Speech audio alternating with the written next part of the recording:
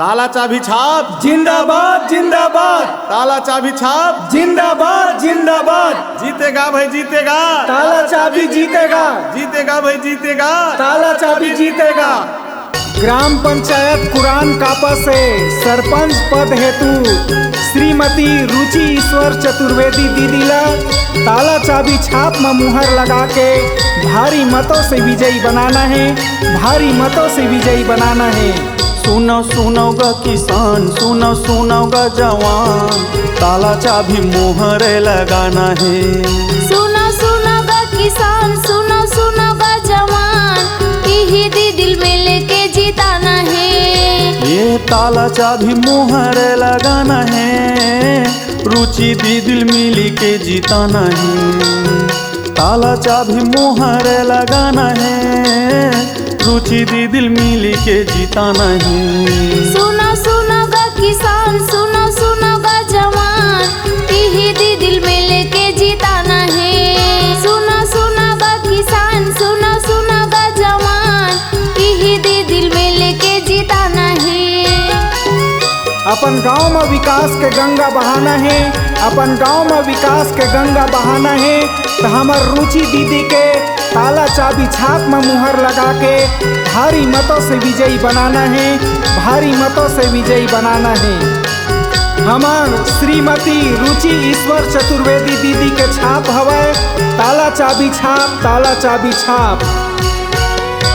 क्षेत्र के विकास हरे तुम्हारे ये हाथ ये, एकरे छापा माँ मुहरे लगाना है। क्षेत्र के विकास हरे तुम्हारे ये हाथ है।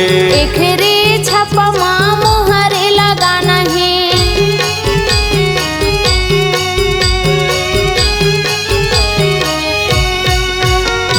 क्षेत्र के विकास हरे तुम्हारे ये हाथ ये, एकरे छापा माँ मुहरे लगाना है। क्षेत्र के विकास हरे तुम्हारे ये हाथ है। एकरे छापा माँ मुहरे लगाना है। सुनो सुनोगा किसान, सुनो सुनोगा जवान, ताला चाबी मुहरे लगाना है। सुनो सुनोगा किसान, सुनो सुनोगा जवान, यही दिल में लेके जिताना है। झन भूला हो दाई दीदी बहनी मन, काका मन काकी मन, मामा मन मामी मन, सुरताला राखे रही हो। 17 तारीख के पोलिंग बूथ में जाना है और श्रीमती रुचि ईश्वर चतुर्वेदी दीदी के ताला चाबी छाप में ही मुहर लगा के भारी मतों से विजयी बनाना है, भारी मतों से विजयी बनाना है। गरीब किसान के आवास ले लाही, वृद्धा पेंशन माँ नाम जोड़े वाही। गरीब किसान के आवास ले लाही, वृद्धा पेंशन माँ नाम जोड़े वाही।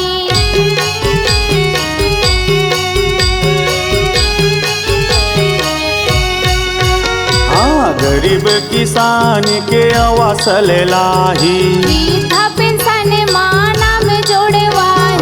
गरीब किसान के आवास ले लाही। वृद्धा पेंशन माँ नाम जोड़े वाही। सुनो सुनोगा किसान, सुनो सुनोगा जवान, ताला चाबी मुहरे लगाना है। सुनो सुनोगा किसान, सुनो सुनोगा जवान, यही दिल में लेके जिताना है। यहाँ रुचि दिल मिली के जिताना है।